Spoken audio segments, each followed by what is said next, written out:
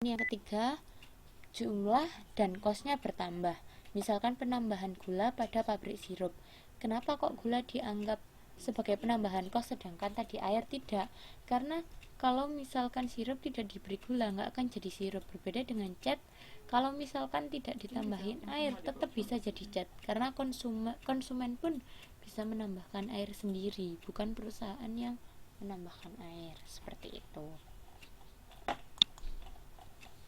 Nah, kemudian saya langsung masuk ke contoh bagaimana cara menghitung atau membuat laporan produksi.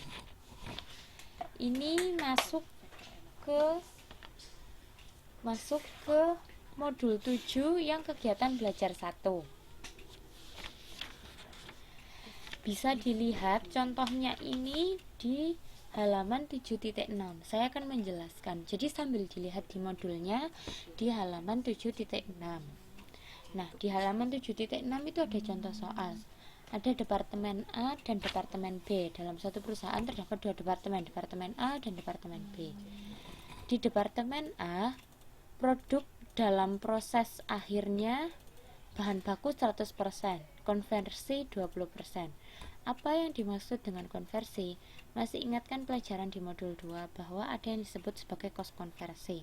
Kos konversi itu adalah kos gabungan dari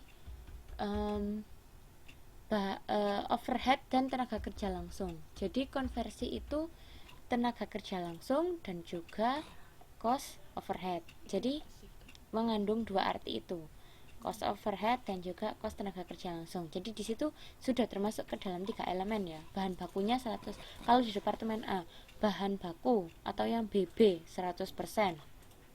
Bentar. Nah, ini ada BB 100%, kemudian ada konversi 20%. Nah, konversi 20% itu maksudnya adalah overheadnya 20% dan tenaga kerja langsungnya 20%. Itu untuk departemen A. Sedangkan untuk departemen B, bahan baku 100%, konversi 70%.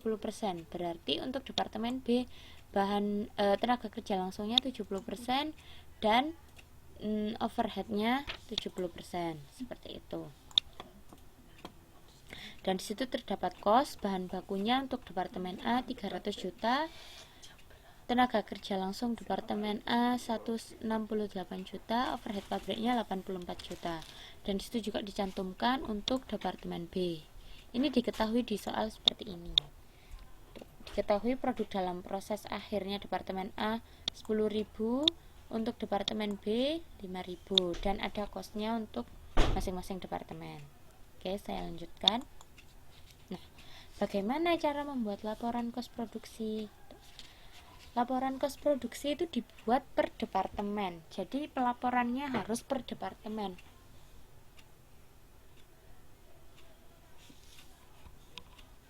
Jadi kita harus buat laporan kos produksi departemen A sama departemen B.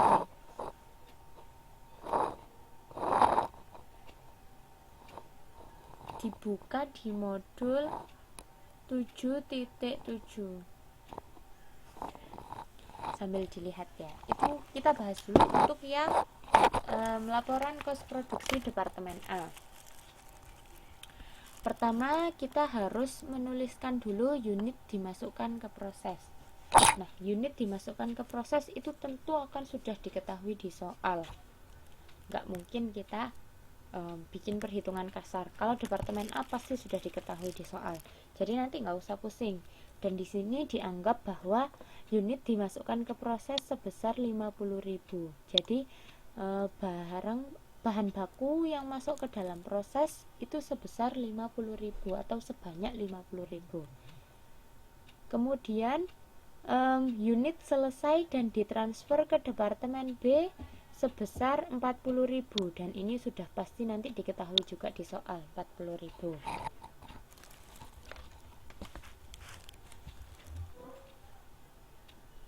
Kemudian kita turun lagi ke bawah. Produk dalam proses akhir. Kalau misalkan di awal bahan baku yang dimasukkan 50.000, kemudian ternyata yang ditransfer ke departemen B 40.000. Otomatis di situ ada tersisa bahan baku yang belum selesai sehingga tidak bisa ditransfer ke departemen B sebesar 10.000.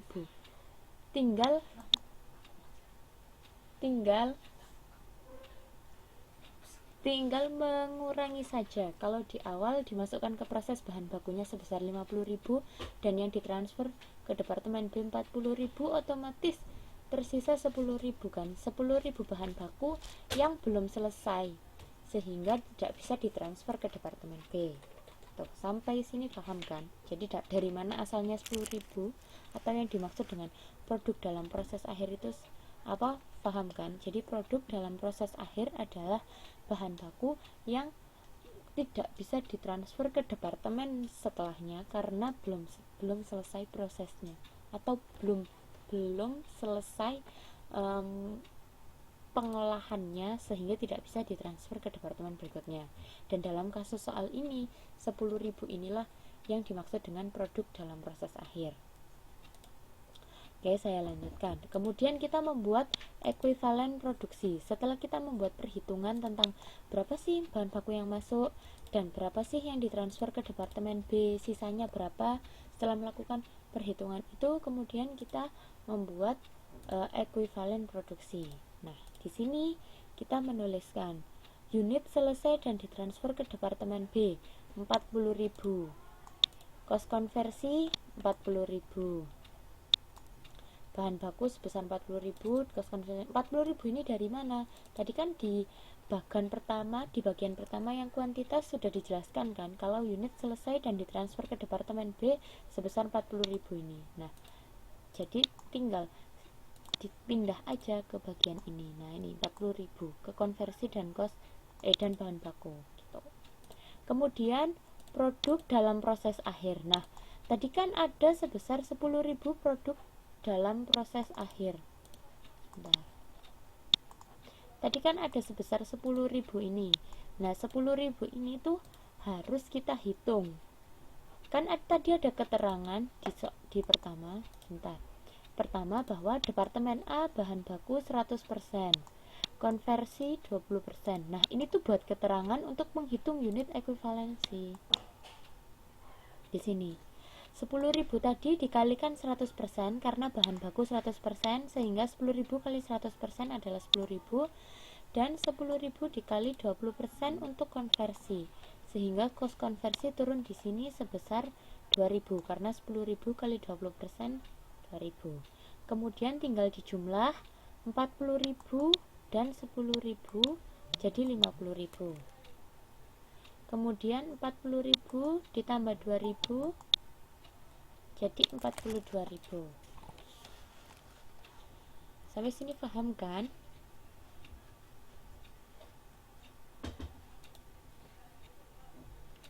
Jadi kita harus menghitung dulu ekuivalen produksi.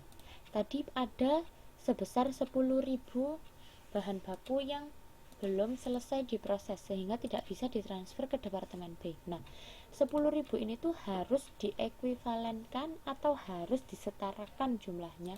Kira-kira 10.000 itu kalau dihitung sebagai bahan yang siap untuk ditransfer ke departemen B itu sebesar seberapa sih gitu.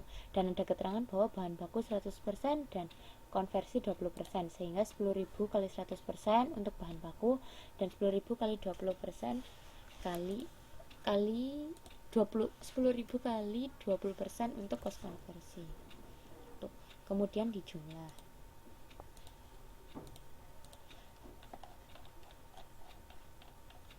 Oke, saya lanjutkan ke bagian kos dipertanggungjawabkan. Nah, untuk bagian kos dipertanggungjawabkan ini, di sini ada kos total. Nah, kos total ini dapatnya dari mana? Dari di soal. Di soal sudah disebutkan. Coba kita lihat. Nah, ini Departemen A. Kosnya 300 juta untuk bahan baku, tenaga kerja langsung 168 juta, dan overheadnya 84 juta. tinggal dipindah saja kos total masing-masing bahan baku berapa dan dijumlah. Kemudian dibagi dengan unit ekuivalen. Nah, bahan baku unit ekuivalennya totalnya 50.